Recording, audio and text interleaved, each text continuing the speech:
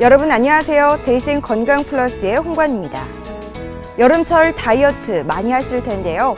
다이어트 방법 중에 디톡스 요법이라는 게 있죠. 우리 몸에 쌓인 독소를 빼내서 신진대사를 원활하게 하는 방법인데요. 이 디톡스 요법은 실제로 한의학에서 쓰이는 우리 몸의 건강을 찾아주는 치료 원리라고 합니다. 그래서 오늘 제이신 건강플러스에서는 백한의원의 백지성 원장님을 모시고 실제로 한의학에서 바라보는 병독과 그 치료 원리에 대해서 이야기 나눠보겠습니다.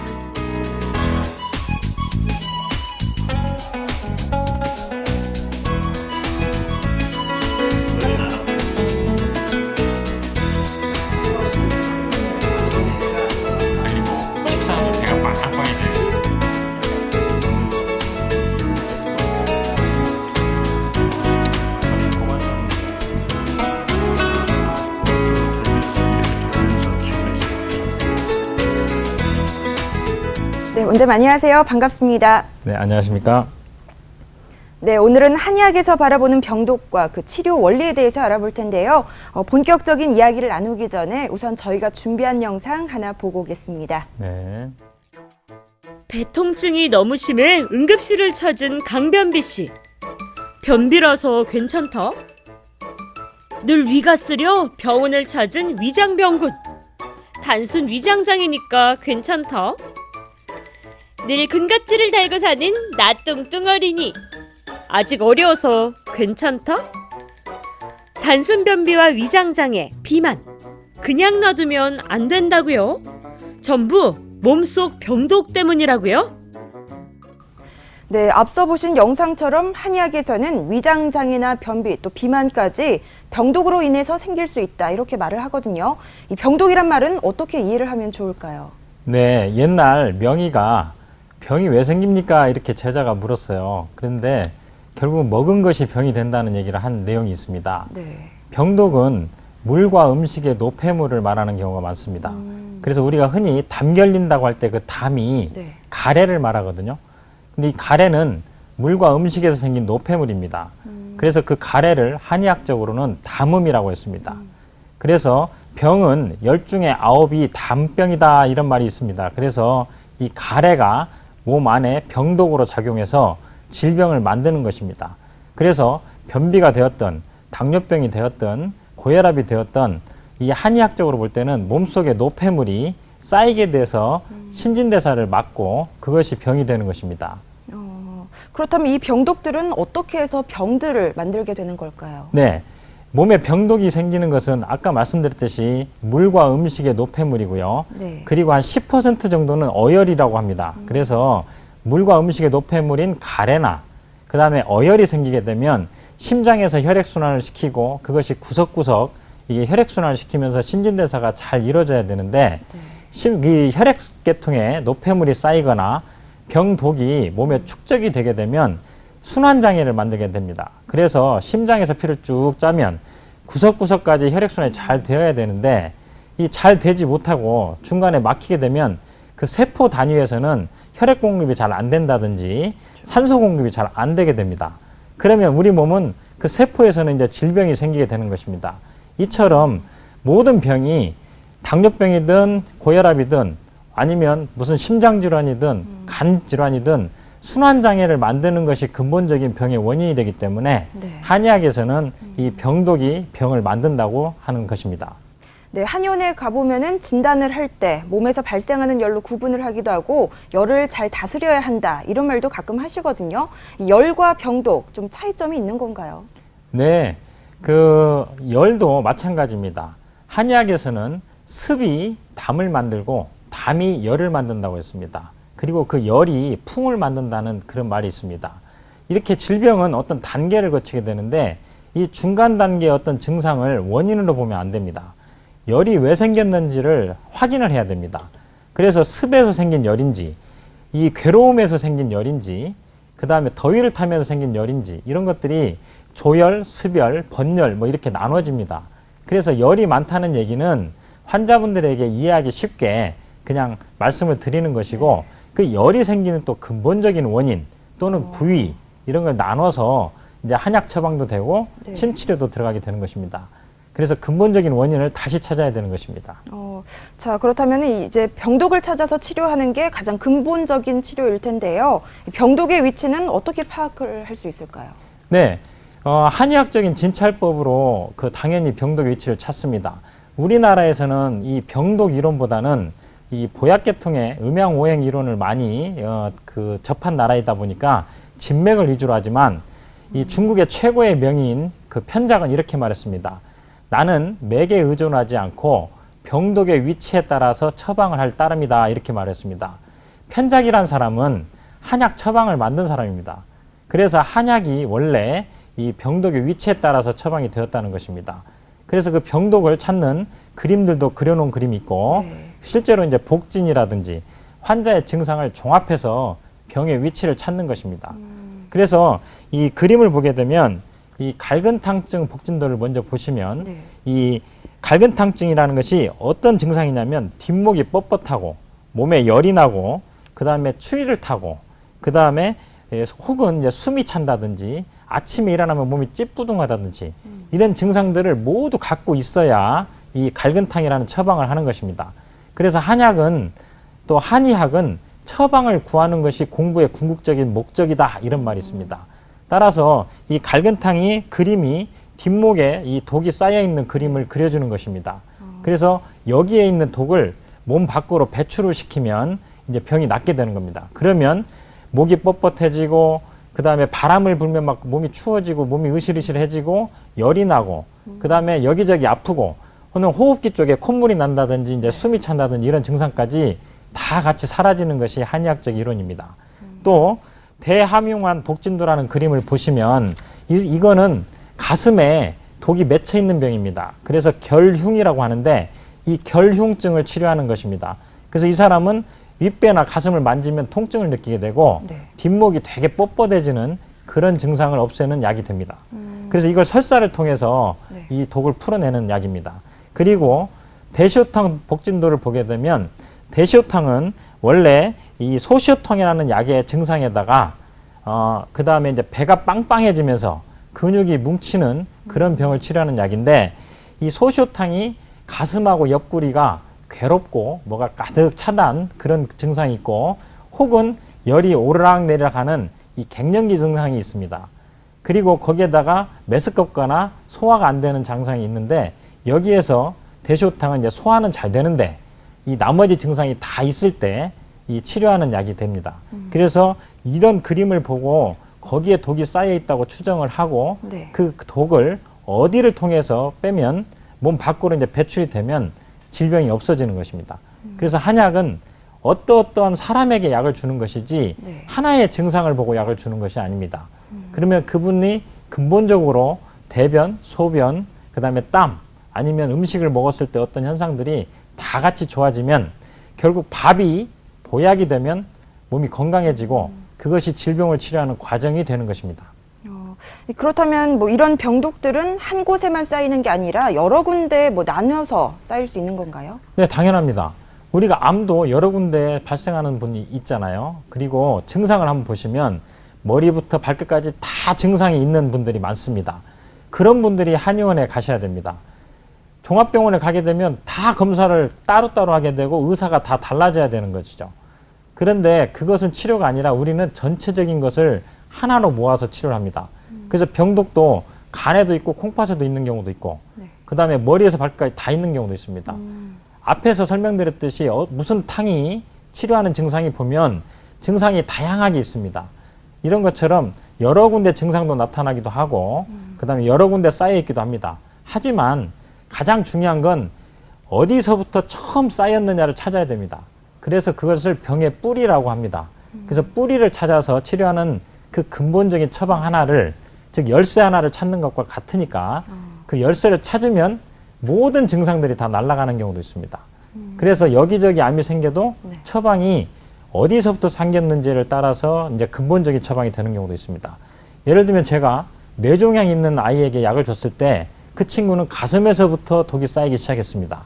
이렇게 그 처방이 그 뿌리를 찾게 되면 그 아이의 모든 증상들이 다 같이 없어지는 경우가 많습니다. 그렇다면 이 병독을 한의학적으로 어떻게 치료하는지 궁금한데요. 여기에 대해서 좀 자세히 설명해 주시죠. 네. 한의학에서는 2000년 전부터 이렇게 말했습니다.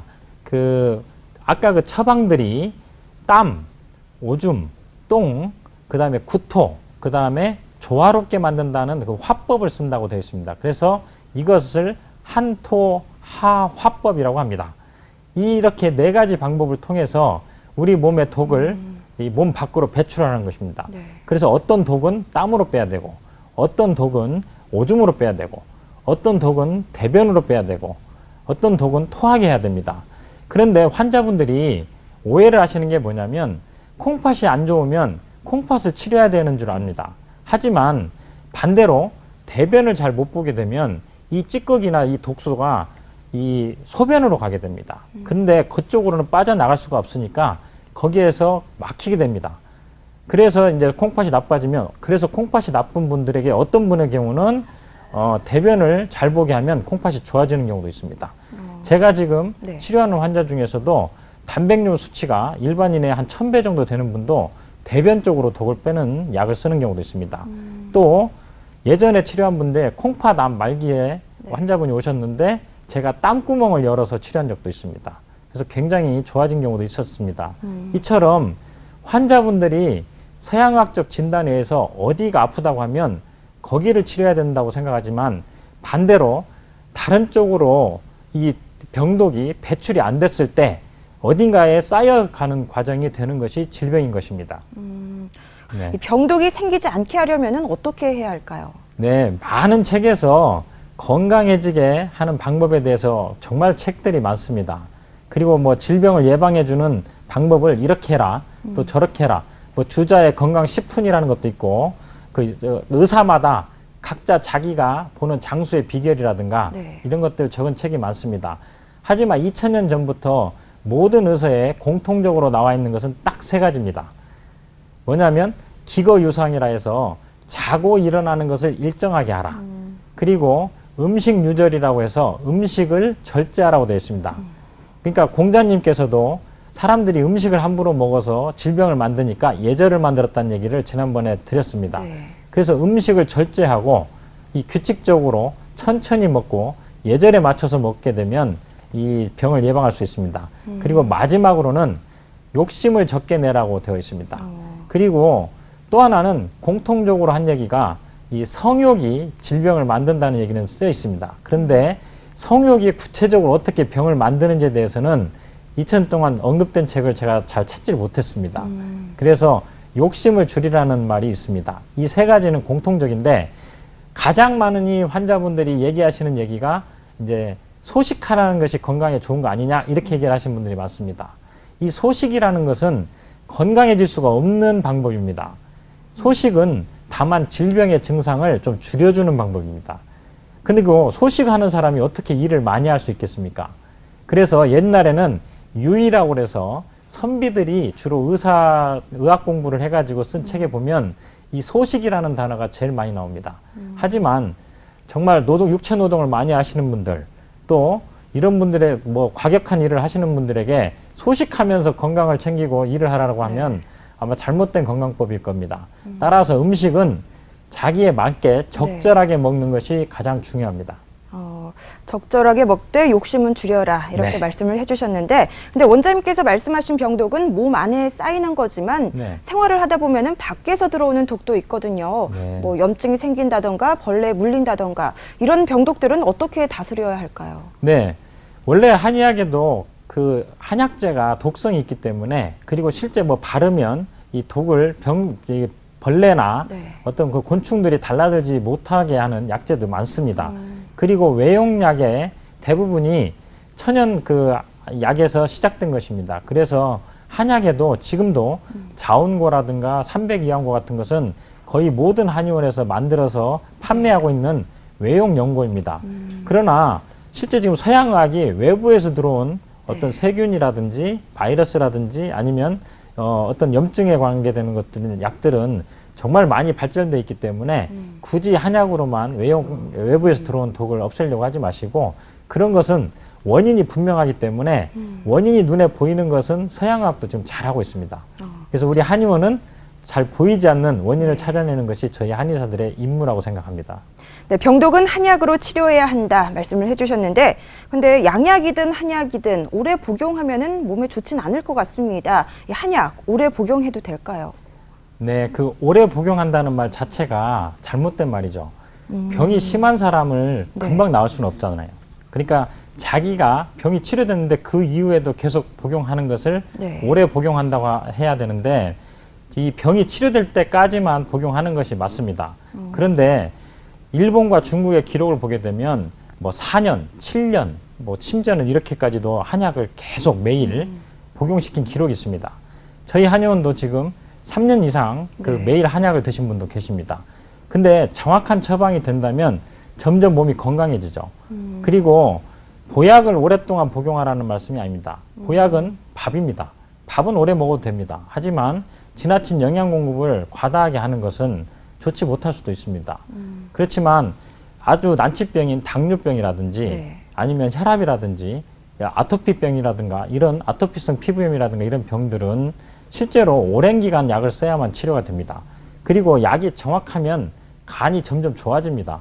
하지만 잘못된 처방은 한참만 먹어도 나빠질 수가 있습니다. 따라서 이 한약을 자기 몸에 맞는지를 매일 관찰하면서 써야 되기 때문에 어떤 그 장기적인 약을 쓸 때는 반드시 그 전문가하고 계속 상의를 하시면서 드셔야 됩니다.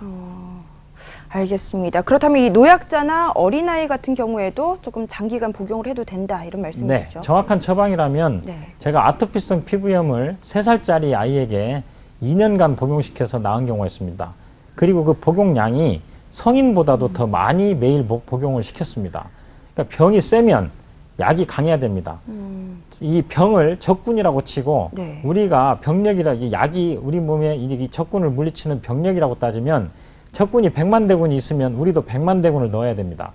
그런 것처럼 이 약이 적게 먹고 빨리 나을 수 있는 병도 있지만 반대로 장기간에 걸쳐서 전쟁을 치러서 내보내야만 건강해질 수 있는 병이 있습니다. 따라서 환자마다 다른 것이지 무조건 얼마 만에 나을 수 있다, 또 미리 예측한다, 이런 것은 옛날 명의가 이렇게 말했습니다. 1분 1초 후를 아는 의사가 있느냐? 그런데 왜 의사들이 예측을 하느냐? 그 예측은 의사의 명예를 위한 예측밖에 없다, 이렇게 말을 했습니다. 따라서 우리 한의사들은 환자의 질병과 싸우는 약을 써서 그 질병이 물러나면 약을 이제 중단하게 됩니다. 근데 궁금한 게 있는데요. 제가 보통 한약을 좋아하기도 하고 즐겨 먹는 편인데, 보통 뭐 특정 음식 같은 경우를 금지하는 경우도 있더라고요. 이 이유는 뭘까요? 병독을 치료하는 약에는 금기사항이 거의 없습니다. 그래서 그 병독을 치료하는 약을 쓴 명의들은 이렇게 말합니다. 약이 음식을 이기지 못하면 약이 아니다, 이렇게 말을 합니다. 그런데 음양오행론과 이 보약을 쓰는 것은 보약이 음식과 약을 섞은 거기 때문에 그 음식에 준하는 어떤 약재들이 많이 들어갑니다. 그래서 실제로 소화가 잘 안 되는 음식이 들어오거나 또 영양이 과잉되는 음식이 들어오게 되면 약의 효과가 떨어질 수가 있습니다. 그래서 보약에는 금기사항이 좀 많고 치료약에는 금기사항이 거의 없습니다. 거의 없고요. 그렇다면 뭐 병독을 치료하는 중에 꼭 주의해야 할 사항이라든가 뭐 참고사항이 있다면 말씀을 해주시죠. 병을 치료한다는 것은 바로 건강해지는 것입니다. 그런데 건강해진다는 것을 얼마의 비용과 얼마의 시간을 가지고 미리 예측할 수 있다는 것은 바로 신이 할 수 있는 일입니다. 우리 의사들은 질병을 관찰하면서 그 질병을 치료하면 되는 것입니다. 그런데 환자분들이 오시자마자 바로 진찰을 하고 나서 얼마의 비용과 얼마의 시간을 들이면 낫는지 묻는 분들이 많습니다. 하지만 그것 자체가 말이 안 되는 질문이고 또 말이 안 되는 대답인 것입니다. 그래서 자기 질병을 관찰하고 정확하게 설명하고 그 다음에 그 자기 몸이 좋아지는지를 보면서 같이 노력하면서 치료하는 것입니다. 제가 흔히 병이 낫는 것을 서울대 가는 것보다 어렵다고 얘기를 합니다. 그럼 그만큼 환자도 노력해야 되고 의사도 노력해야 되는데 단순하게 비용이나 어떤 과정만 거치면 질병이 치료된다는 말을 너무 쉽게 의료계도 하고 환자들도 그렇게 생각하고 있습니다. 실제 질병은 그렇지 않습니다. 그리고 그 병은 그 누구도 아닌 자기 자신이 만든 것입니다. 따라서 그 사람이 병을 치료하려는 노력이 얼마나 있느냐에 따라서 달라지는 것입니다. 이 점 꼭 명심하셔서 이 질병 치료하는 데 참고하시기 바랍니다. 네, 오늘은 한의학적으로 바라보는 병독과 또 그 치료 원리에 대해서 알아봤는데요. 마지막으로 시청자들께 당부 한마디 해주시죠. 네, 그동안 제가 여러 가지 질병에 대해서 말씀드리고 뭐 추나요법이든지 뭐 이런 거에 대해서 설명을 드렸습니다. 그리고 오늘은 이 병독에 대해서 설명을 드렸는데요. 병독이 만병의 근원입니다. 당뇨병이라고 해서 모든 사람이 같은 약을 쓰는 것이 아니라 각자 자기의 병이 어디에서부터 생겼는지에 따라서 처방이 달라지는 것입니다. 그래서 한의사는 명이냐 돌팔이냐로 구분하실 수 있습니다. 네. 자기한테 맞는 약을 쓰면 명의가 되는 것이고 그 약을 못 찾으면 돌팔이가 되는 것입니다. 그런데 모든 사람에게 이 명의인 사람은 없는 것입니다. 어떤 분은 정말 찾기 힘들고 어떤 분은 잘 찾을 수 있습니다. 또한 우리나라가 너무 가난해서 이 명의가 거의 없었습니다. 그래서 우리가 명의한테 배우질 못했습니다.